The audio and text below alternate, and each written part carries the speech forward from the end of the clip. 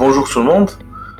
Bienvenue dans ce webinaire concernant la thématique 3CX et le téléphone Yalink. Dans ce webinaire, on va essayer de voir l'ensemble de téléphones Yalink. On va essayer aussi de voir la notion de support ou de téléphone supporté avec 3CX et bien sûr, c'est quoi les avantages d'avoir un téléphone supporté dans un IPv6. Donc, dans le menu d'aujourd'hui, on va commencer bien sûr par une petite introduction euh, pour dire ça veut dire quoi un téléphone IP. Ensuite, on va faire une petite présentation de la société Yalink. Après, on va voir les téléphones Yalink cost effectifs. Donc, c'est les séries T2 et les séries T3. Ensuite, on va faire un overview sur les téléphones haut de gamme de Yalink, donc les élégants et les smart. Donc, c'est les T4 et les T5 series. Ensuite, va pas discuter sur la relation 3CX et Yalink, les notions de téléphone supporté, ça sert à quoi. Et on va voir un cas pratique, donc un exemple de configuration d'un téléphone Yalink. Donc avant de commencer, je tiens à vous rappeler sur notre plateforme B2B Exchange. Donc c'est une plateforme, et d'ailleurs c'est depuis laquelle vous recevez les différentes informations concernant le webinaire.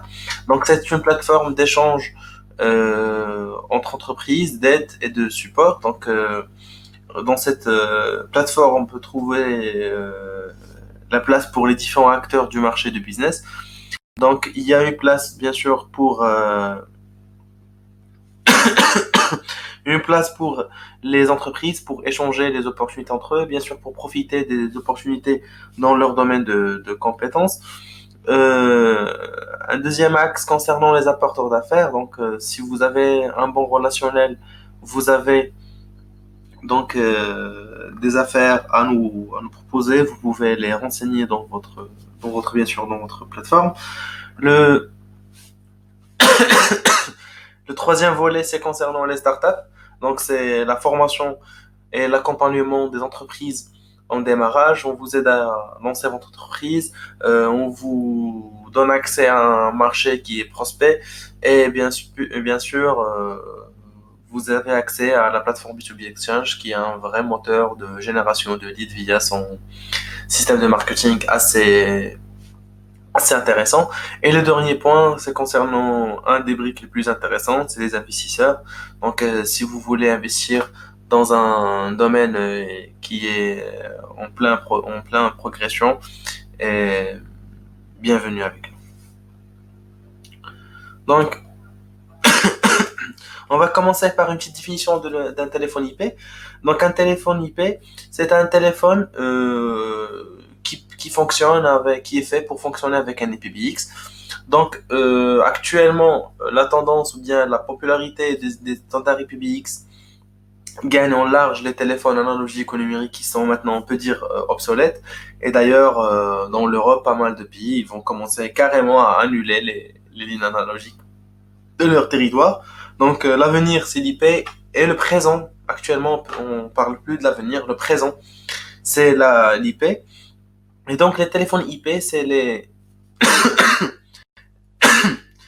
équipements users qui vont vous permettre de se connecter dans un IPv6, de faire passer des appels, recevoir des appels depuis le bureau. À noter que le téléphone IP n'est pas le seul point de terminaison dans un système de téléphone IP. Donc, on peut voir soit un téléphone IP, soit un softphone, soit un client web. Donc, il y a pas mal de clients, mais le téléphone, ça reste l'outil majoritaire qu'utilisent les gens pour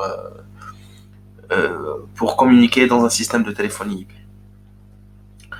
Donc, on va faire une petite présentation de Yalink. Donc, Yalink, c'est un des principaux fournisseurs mondiaux des solutions de collaboration et de communication unifiées, en concentrant surtout sur la recherche. Donc là, le grand avantage de Yalink, c'est cette partie de recherche, de développement et toujours de nouveautés. Donc, on va voir dans les téléphones, il y a des téléphones vraiment assez intéressants. Donc, la marque, elle insiste sur l'innovation et la création. Donc, il propose plusieurs types de produits. Donc, il n'y a pas que les téléphones IP. Il y a les téléphones IP, il y a la partie vidéo, il y a la communication unifiée. C'est tous les produits qui ont relation avec la collaboration entreprise concernant la conférence et la communication audio et vidéo. Donc en fusionnant ces services, même dans le cloud si vous souhaitez, et c'est l'un des meilleurs fournisseurs. Il travaille à peu près dans 140 pays.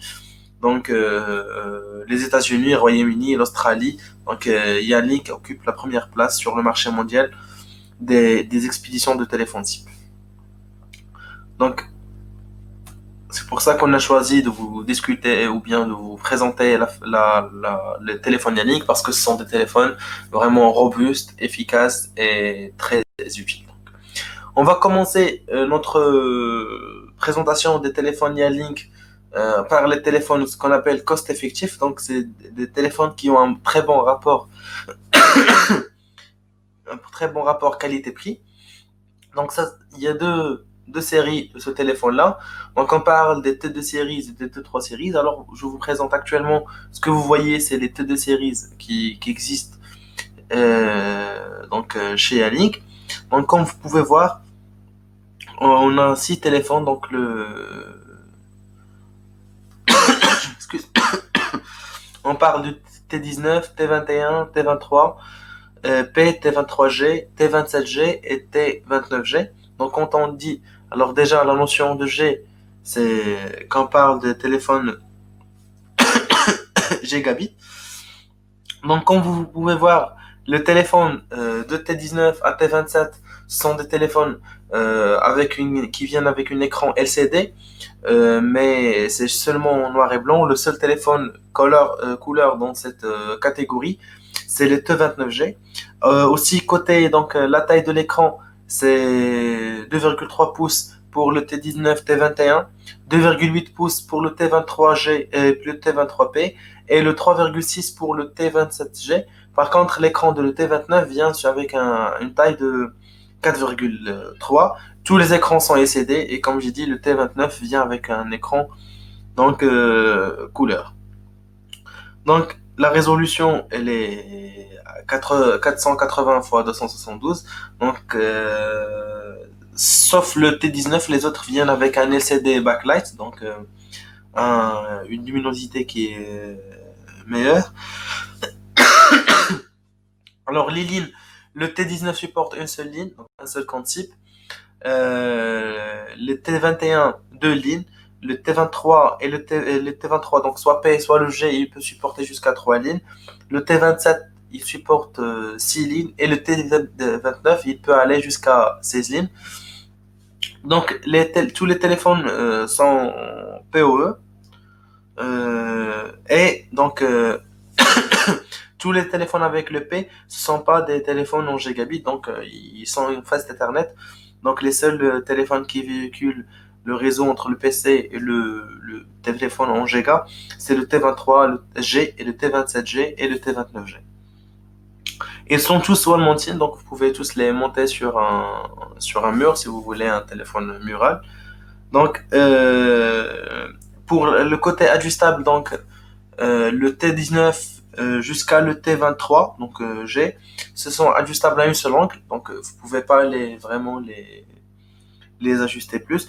Pour le T27 et le T22, on a un ajustement de plus.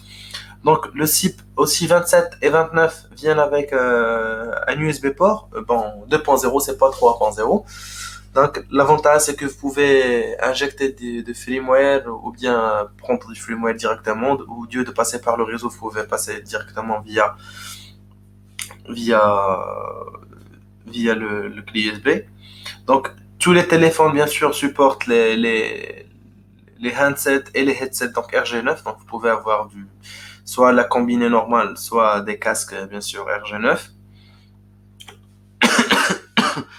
Donc c'est et pour les Linkai, donc il y a donc pour le T19 puisqu'il supporte qu'un seul ligne, donc il n'y a pas possibilité d'avoir des Linkai. Par contre, pour le T21, on a deux boutons pour gérer les lignes. Pour le T23, donc on a trois boutons. Pour le T27, on a 8 boutons. Et pour le T29, on a donc 10 boutons. Pour les memory key, donc ce qu'on appelle les BLF, alors on peut avoir deux BLF sur le T21, 3 sur le T23, 21 sur le T27, donc c'est 3 pages de 7 boutons. Et le T27, c'est 27, donc c'est 3 pages pour 9 boutons par page. Donc c'est principalement les caractéristiques de ces téléphones-là.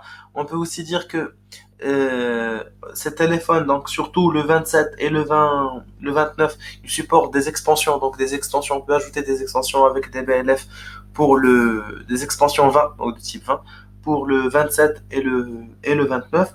Et aussi, on peut ajouter des headsets donc wireless pour le T27 et le T29 donc en Bluetooth. Donc les deux, le T29 et le T27 supportent du Bluetooth. Donc, même si c'est pour ça que je dis que les téléphones ioniques c'est très intéressant.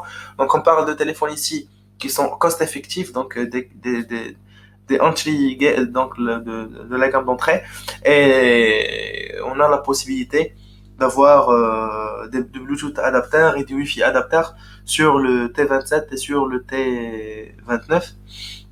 Donc le voice il est HD sur tous les téléphones. Il bien sûr supporte tous la norme G722. Donc c'est les principaux euh, caractéristiques. Il faut noter aussi que l'OS de tous ces téléphones-là, c'est des téléphones donc sous l'OS Linux. Donc ça, c'est concernant les téléphones donc T2. Donc on passe à la deuxième gamme, c'est les téléphones T3. On est toujours bien sûr dans la gamme cost effectif. Donc c'est principalement, donc on a le T33P et le T33G, le T31, le T31P et le T31G, et bien sûr le T30 et le T30P. Donc, comme caractéristique donc de l'LCD, on a pour le T30 et le T31, c'est 2,3 donc, pouces, et pour le T33, c'est 2,4 pouces. Donc, c'est des téléphones avec des écrans LCD petites. Donc, le LCD backlight n'existe pas sur le T30, donc on peut ajuster la brightness seulement sur le T31 et le T33. Bien sûr, le T33, il est en mode couleur, donc soit le G ou bien le P. Donc il vient avec un écran couleur. Donc il supporte 4 lignes chaque. Donc donc le T33 il supporte 4 lignes. Le T31 supporte 2 lignes et le T30 supporte 1 ligne. Ce qui implique que pour le T30, on n'a pas de bouton de ligne ni de bouton de mémoire. Ça, il faut le noter. Pour le T31, on a 2 boutons de ligne et 2 boutons donc de BLF. Et pour le T33, on a 4 boutons de ligne et on peut atteindre 12 points donc 12 boutons de mémoire, donc 12 boutons de BLF. Donc c'est 3 boutons sur 4 pages. Donc tous les téléphones sont PE sauf le T30. Alors donc le T30P il est en PoE, le T31P et G sont en PoE, et bien sûr le T33G et le T30P, les deux sont en PoE. Donc le giga n'existe pas sur les téléphones qui n'ont pas la mention G. Donc le giga c'est seulement sur le 31G, le T33, donc c'est gigabit les ports. Tous les téléphones bien sûr supportent les différentes codecs de la communication, à noter le G722. Donc pour tous les téléphones, donc le dos il est ajustable donc sur 2 angles, donc on a 2 niveaux d'ajustement. Il peut supporter le wall mounting, donc ils peuvent être installés sur un mur. Donc il ne supporte ni Wi-Fi ni Bluetooth adaptateur pour la gamme donc T30. Donc on va passer maintenant à des gammes plus intéressantes, c'est les gammes Elegant et Smart. Alors quand on dit la gamme Elegant, c'est la gamme T4, c'est ce qu'on appelle une gamme ultra élégante chez Yalink. Donc on a principalement donc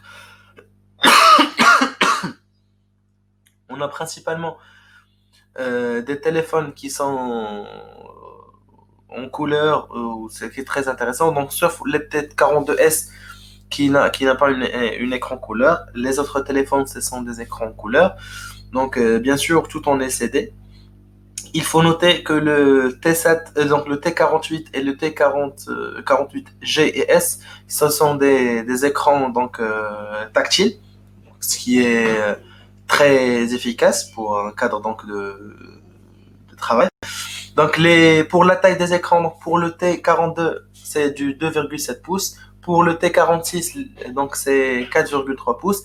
Et pour le T48, c'est 7 pouces avec des résolutions donc très intéressantes. Tous les écrans donc supportent la notion de SSD backlight, donc vous pouvez gérer donc le contraste des téléphones. Tous ces téléphones-là supportent donc 16 lignes, sauf pour le T42 qui ne supporte que 12 lignes. Tous les téléphones sont PoE et tous ces téléphones-là sont gigabit et tous les téléphones sont wall-mounted. Donc on parle d'une gamme qui a toutes les fonctionnalités nécessaires pour être une gamme élégante, bien sûr. Donc ils sont tous ajustables avec deux angles donc pour le dos.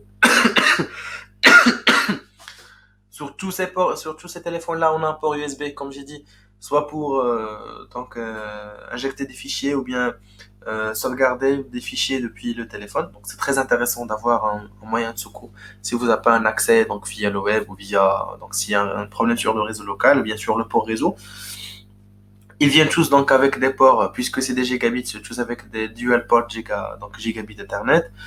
Ils supportent bien sûr tous les 6 donc supportent des handsets ou bien des headsets, donc soit des combinés, soit des casques sur des ports RG9. Et donc pour les line K, donc il y a 6 lignes, donc 6 boutons de ligne dans le T42. Et pour le T46, donc on a 10 lignes, il n'y a pas de bouton de ligne pour le T48. Par contre, on a ce qu'on appelle les memory key qui sont très intéressants. Donc alors pour les BLF côté T42, on a 15 donc qui sont donc 5 boutons sur 3 pages. On a 27 sur le T46, donc c'est 9 boutons sur 3 pages. Et sur le 48, donc on peut arriver jusqu'à 29 touches 100 pages. Donc c'est ça le grand avantage, c'est qu'il y a puisque elle est en mode tactile, donc vous pouvez juste le balayer pour passer aux autres boutons. Donc donc sauf le T42, donc le T46 et le T48, soit le S soit les G, ils supportent le module d'expansion, donc le XP40. Donc vous pouvez avoir un bloc de plus des BLF. Donc, il supporte aussi le Yanlink EHS donc 36 de wireless headset. Donc, vous pouvez avoir un casque de Yanlink wireless qui travaille avec bien sûr le Bluetooth. Donc, soit le EHS36 ou bien le YHS32, ils sont supportés. Il y a aussi donc le D-Link Bluetooth adapter. Donc, on peut on peut mettre un Bluetooth adapter et aussi on peut mettre sur tous les téléphones un adapteur Wi-Fi. Donc, ils peuvent travailler en mode Wi-Fi si vous avez des soucis de câble. Donc, vous pouvez les mettre en Wi-Fi. Et ils peuvent tous avoir du USB recording, donc on peut enregistrer directement sur une USB. Donc la voix elle est HD sur le speakerphone et sur le combiné, surtout donc soit sur le casque, soit sur le combiné, vous avez du voix HD. Et bien sûr tous les codecs donc soit wideband, soit narrowband sont supportés. Les LCD sont des écrans fixes, donc ce ne sont pas des écrans rotatifs. Pour le OS, ils sont tous donc viennent avec de l'OS donc Linux.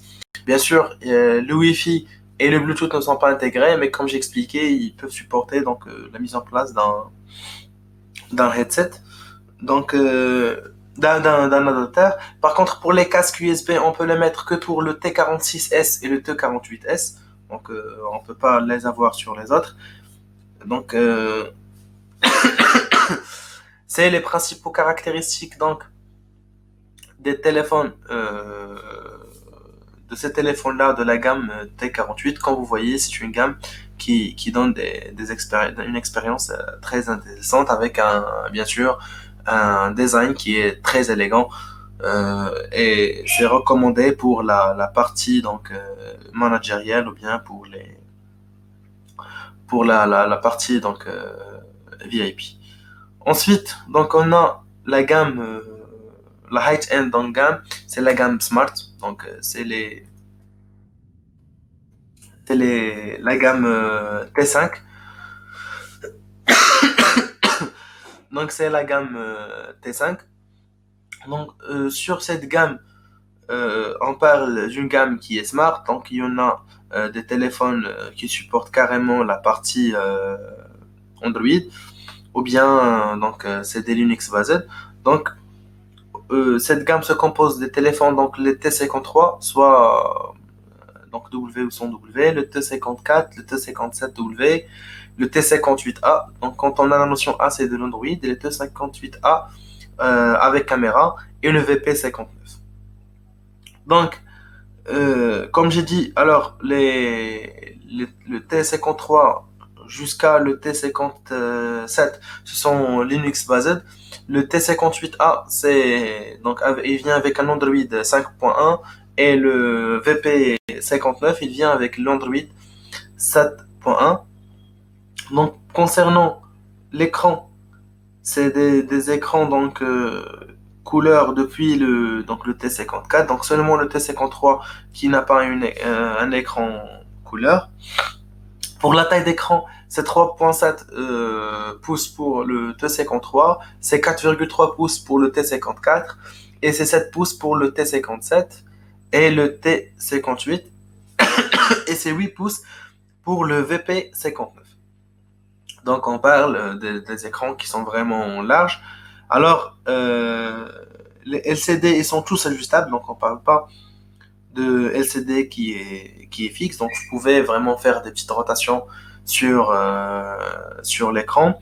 Alors, les écrans tactiles, ce sont chez le VP59, le T58A, soit avec ou sans caméra. Donc ils viennent avec des écrans qui sont tactiles, bien sûr, et aussi le T57. Donc, sauf donc le T54 et le T53 qui viennent pas avec des écrans tactiles. Pour la partie, tous ces téléphones-là viennent avec un indicateur LED, donc chose qu'on trouve pas sur les autres téléphones. Donc, vous avez un voyant, par exemple, si vous avez un appel manqué, si vous avez un message de boîte vocale qui peut clignoter. Pour les lignes clés, donc sur les téléphones, donc le T53, donc on a 8 boutons. Pour le T54, on a 10 boutons. Et pour bien sûr les écrans tactiles, on n'a pas de boutons de clé, mais plutôt on a des boutons de mémoire, donc des BLF, et ils peuvent jouer le rôle soit d'un bouton en ligne ou d'un bouton en BLF. Donc pour le T53, on a 21 boutons. Donc c'est 3 pages. Chacune dispose de 7 boutons sur 3 pages. Pour le T54, c'est 27. Donc c'est 9 boutons sur 3 pages. Pour le T57, on peut atteindre donc 29 touch key. Pour le T58, c'est 27 touch key, donc soit sans là avec caméra. Et le VP59, c'est aussi 27 touch key. Donc ils supportent tous donc je m'excuse pour donc tous les ces téléphones disposent de ports USB. Donc et le T58A soit avec ou sans caméra et le VP59 il dispose de deux ports USB donc 2.0. Ils sont tous en mode gigabit, donc c'est dual gigabit, donc vous pouvez avoir le gigabit. Et je m'excuse. Donc tous ces téléphones là Ils peuvent supporter donc de combiner sur un port RG9 ou bien un casque. Donc, ils peuvent supporter des casques RG9. Ils peuvent tous être installés avec Yalink, donc l'extension Yalink EXP50. Donc ça aussi c'est très intéressant pour ajouter, surtout par exemple si vous voulez des touches rapides pour faire appel, sauf le VP59, donc celui-là ne supporte pas l'extension. C'est plus designé pour bien sûr les DG, les chefs d'entreprise, donc généralement ils n'ont pas besoin de boutons de mémoire. Donc ils viennent tous bien sûr avec de la HD voix, donc soit sur le combiné ou bien sur le casque. Le speakerphone, elle est full duplex pour tous les modèles. Et bien sûr, il supporte tous les bandes donc de codec. Il y a pas de souci sur ce côté-là. Il y a ce qu'on appelle la notion de acoustic shield, donc ils peuvent vous protéger dans ce côté-là. Ensuite, ils viennent avec le Yealink Hearing Aid compatible, donc ça aussi c'est très intéressant. Et ils viennent aussi avec le Yealink Noise Proof. Donc vous avez pour les gammes, donc depuis le T donc depuis le T58 et le VP59 viennent bien sûr avec ce qu'on appelle le Yealink Noise Proof. C'est pour la réduction du bruit et donc c'est très intéressant de les avoir. Bien sûr, tous les téléphones sont en mode PoE. Tous les téléphones, ils supportent donc de se connecter avec des câbles, soit via USB, via Bluetooth ou via RG9. Donc vous n'avez pas besoin d'un adaptateur. C'est natif sur tous les téléphones, c'est built-in, donc c'est intégré.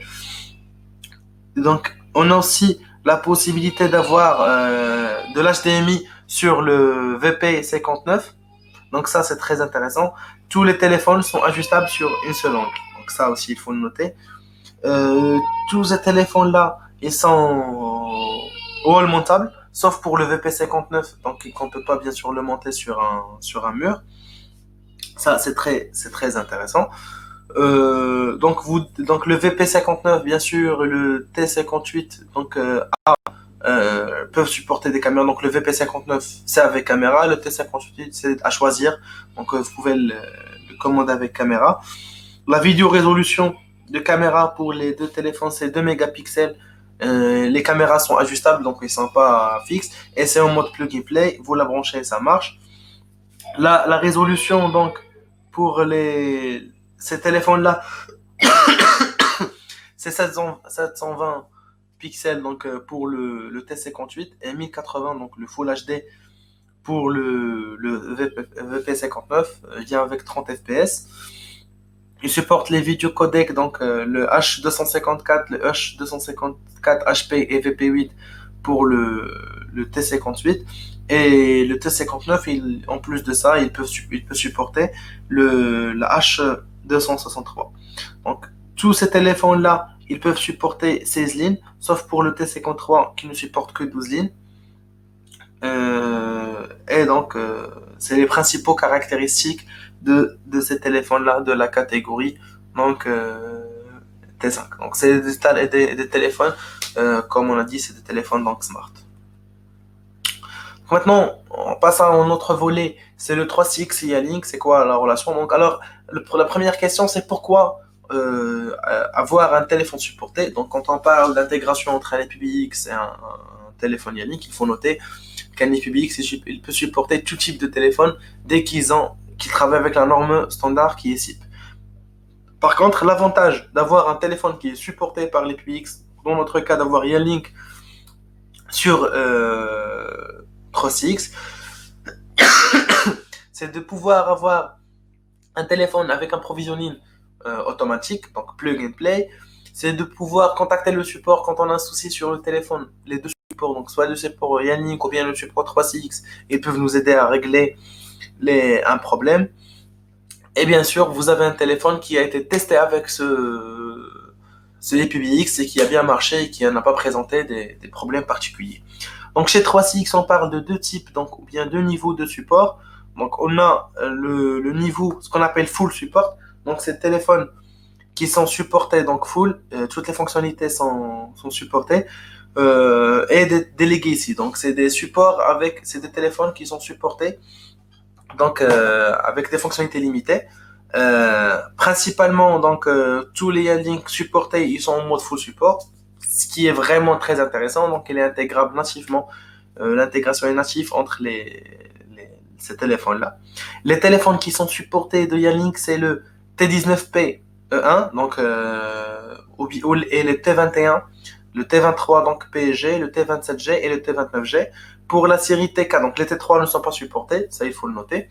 Le T4, donc c'est le T40G, le T40P et le T41S, le T41U, le T42S, le T42U, le T43U, le T46S, le T46U et le T48S et le T48U. Et pour les Yannick T5, on a le T5, T52S, le T53W et le T53, le T54S et le T54W, le T56A, donc avec ou sans caméra bien sûr, et le T57W et le T58AV. Donc le T59P, il est en cours de test et de validation pour, pour valider son support. Comme j'ai dit, même les téléphones qui ne sont pas supportés, vous pouvez les faire marcher avec 3CX, mais il est préférable de vraiment utiliser les téléphones qui sont supportés. Donc, Yanlink, il est configurable facilement avec dans 3CX, surtout si vous prenez un téléphone qui est supporté. Donc, c'est en mode plug and play. Vous pluguez votre téléphone dans le réseau local. Hop, il s'affiche sur votre console et vous avez quelques manips qu'on va voir après. Donc, pour communiquer. Donc, ici, j'ai à côté de moi un T40. J'aimerais bien vous le présenter. Donc, c'est depuis la gamme Ultra Elegant. Donc, quand vous ouvrez la boîte, vous avez les composants suivants. Donc, vous avez le téléphone lui-même. Donc, le T40, il ressemble à ça. Vous avez les boutons de BLF ici. Vous avez les boutons de fonctionnalité qui sont en dessous. Donc, il vient avec vraiment un design qui est très élégant, c'est très intéressant. Vous avez les fonctionnalités principales ici. Il vient bien sûr avec la LED, donc comme j'ai dit, donc le voyant qui va vous indiquer s'il y a un message de boîte vocale donc, qui vous attend, ou bien si vous avez manqué un appel. Donc sur le dos, donc on a les ajustements. Donc là, on peut mettre les ajustements. On a donc les pour le PC et pour l'internet, donc la double, comme j'ai dit, le dual port pour passer. Donc et on a le port d'alimentation, la place pour le headset, donc pour le casque, et le place pour le combiné. Donc ça c'est très intéressant. On a aussi un petit guide sur le téléphone, bien sûr avec toutes les informations nécessaires. C'est un quick start pour voir comment le réinitialiser, comment utiliser les fonctions de BLF. Ensuite, on a donc le support pour ajuster le dos du téléphone. Et bien sûr, en plus de ça, donc on a le câble RG11 pour le combiner. Et le dernier point, c'est bien sûr le combiné. Donc comme vous voyez, il vient avec un emballage qui le protège donc, contre les secousses, contre les différents. Donc c'est un voice HD, comme vous voyez ici. On va faire un petit cas pratique, donc pour voir comment configurer un téléphone Yanlink dans un système 3CX. Donc tout d'abord, il y a la méthode provisioning automatique. C'est la méthode qui est très intéressante, qui vous garantit la simplicité d'utilisation. Donc vous pouvez connecter le téléphone à un réseau. Donc automatiquement, une requête est envoyée automatiquement à 3CX. Donc le téléphone va envoyer qu'il est là. Si vous partez dans la console d'administration de 3CX sur la page téléphone, un nouveau téléphone va apparaître en gras avec toutes les informations nécessaires, donc son adresse MAC, l'adresse IP qu'elle a pris, le type de téléphone, et après vous pouvez l'utiliser. Il faut juste noter que avant de démarrer toute cette procédure, il est fortement recommandé donc de réinitialiser le téléphone afin qu'il perd tous les informations qui étaient injectées pour ne pas avoir une fausse configuration. Et aussi, il faut le mettre à jour et installer le dernier firmware qui est supporté par 3CX. Donc une fois que vous faites ça, vous cliquez sur le bouton Add extension ou bien Assign extension selon ce que vous souhaitez. Donc vous cliquez sur assigner si vous avez une extension déjà créée. Si vous voulez créer de nouveau, donc vous cliquez sur ajouter donc l'extension. Donc dès que vous faites ça, vous avez les paramètres de provisioning principal qui sont prédéfinis. Donc il y a plus rien à faire. Le téléphone va recevoir sa configuration. Il va se connecter donc tout seul. Il faut juste choisir l'interface. Donc si vous avez un serveur 3CX avec plusieurs cartes réseau, il faut choisir la bonne carte que vous voulez connecter le téléphone dedans. Vous cliquez OK et hop, le téléphone va redémarrer tout seul et il va finaliser donc le paramétrage et vous avez votre téléphone qui est up. Donc il y a un deuxième cas. Donc si c'est dans le cas où vous avez donc un téléphone sur un réseau qui n'est pas local, donc sur un réseau distant. Donc vous pouvez faire le provisioning directement via l'RPS. Quand je dis l'RPS, c'est que dans le provision, donc vous prenez l'adresse MAC de téléphone qui se trouve généralement dans le dos du téléphone. Donc vous notez ça, vous la tapez dans l'extension, donc vous ajoutez un téléphone, vous choisissez le type, donc tous les types supportés, ils sont listés. Vous choisissez le type de téléphone, vous tapez l'adresse MAC, vous choisissez comme méthode de provisioning donc la méthode direct type stun. Vous prenez donc, vous renseignez les informations, vous cliquez sur OK. Ensuite, sur le téléphone, vous vous connectez sur la partie setting. Donc, il y a un champ auto-provisioning. Donc, dans l'onglet auto-provisioning, dans le champ serveur URL, vous injectez ce lien-là. Et le téléphone, il va se provisionner tout seul et automatiquement. Donc, je ne sais pas si vous avez quelques questions concernant ce sujet-là.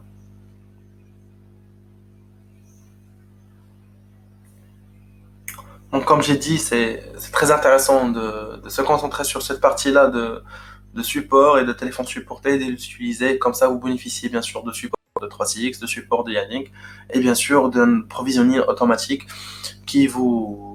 donc qui vous aide à éviter d'avoir des soucis de configuration. Donc je vous remercie pour votre présence et on se donne rendez-vous pour le prochain webinaire. Merci.